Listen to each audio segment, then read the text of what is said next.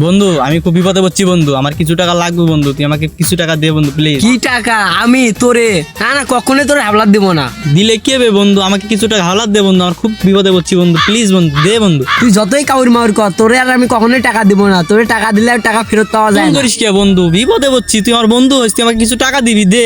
দূরে বেটা দিলে তো মনটা ইমোশন কইরা ধারা তোরে দিতেছি। এই নে এখানে 1000 টাকা আছে, ধর নে। বন্ধু এই টাকাটা দিয়ে তুই আমাকে যে উপকারটা করলি, এই ঋণ আমি কোনোদিন শোধ করতে পারবো না বন্ধু, আমি কোনোদিন শোধ করতে পারবো না বন্ধু, তুই থাক আমি আসতেছি। কি রে লাগু যে আমার কাছ থেকে কয়েকদিনের কথা কয় 1000 টাকা নিল, সেই জায়গায় আজকে 1 মাস হয়ে গেল, আর খোঁজ খবর কোনো পাবা নাকছি না। কি রে লাগু, এদিকে আয়, এদিকে আয়।